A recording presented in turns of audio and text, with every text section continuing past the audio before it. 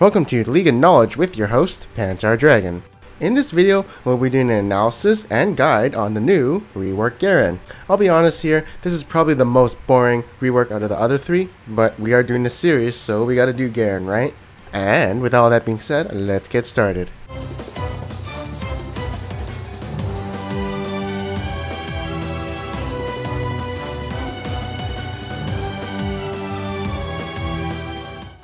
Alright, so first up we're going to be going over his passive.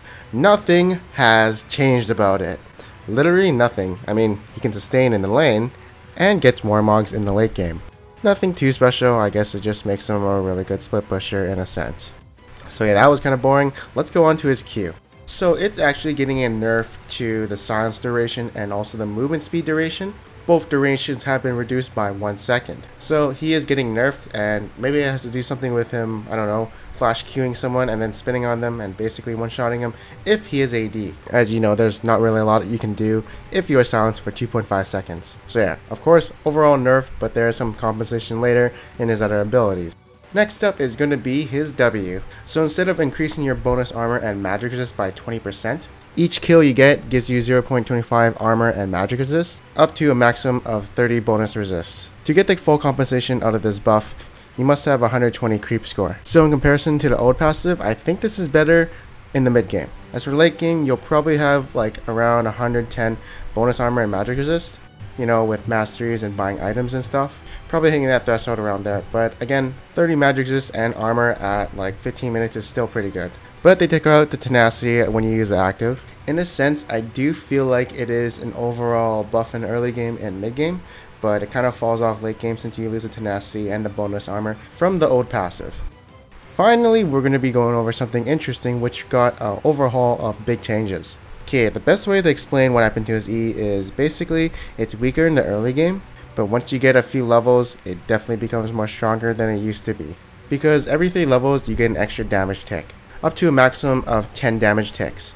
And it does start off at 5 ticks. It used to be 6, and that's why I kind of got a nerf, at least for the early game. As for the damage itself, the way it works now is it does reduce damage when you're hitting multiple enemies, but if you're hitting just one, it does more damage than it used to do. There's also no more movement speed reduction when you're going through minions. The AD ratio and base damage is also increased, so full AD Garen is way more better. But I'll probably just say that Black Cleaver should be your only offensive item in an actual match. And because of the skill having 10 ticks of damage, Black Cleaver definitely shreds armor way faster. Is that if you stop spinning manually, the duration that was remaining is refunded to you, so that's a good thing in team fights. Since say you finish off an enemy with your E, then you get some of your cooldown back since you don't have to keep spinning. It also still scales with crit, but honestly, buying Infinity Edge didn't really make me feel stronger, so I'd advise away from going crit Garen.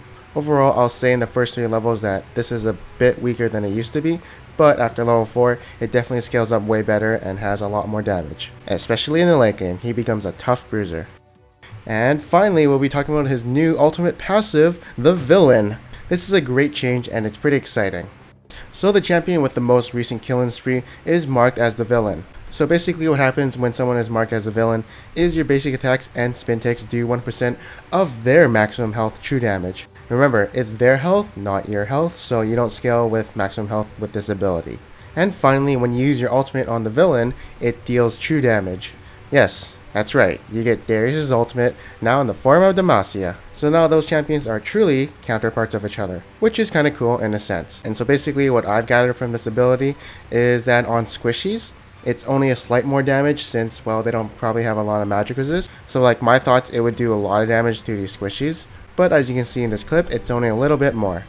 Now on tanks, that's where it counts. That's where it's going to do a lot of damage. So like a tank is at 25% health, now you can actually finish them off since your ultimate doesn't do magic damage and will probably do true damage. So you're going to be more of a tank killer if he is marked as a villain.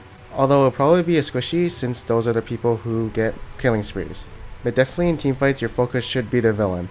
But a strategy you might think of is something like feeding 2 kills to the enemy top laner so you can become the villain. Don't do that. That is just downright dumb. Also, I'm pretty sure once you kill the villain, it assigns to another champion. It doesn't say it in the tooltip, but just putting that out there. But yeah, this definitely increased his team fighting potential. You can definitely finish off enemies at much higher hit point if they are the villain. And only additions to his ability, no nerfs at all. So the Q-Nurse for this edition is definitely a great trade-off. Next up, we're going to be talking about item builds. So I will say that Black Anolo's Cleaver is core on him. Along with hit point and resist, you can go AD, but since you're like a frontline melee tank, you obviously want to build tanky.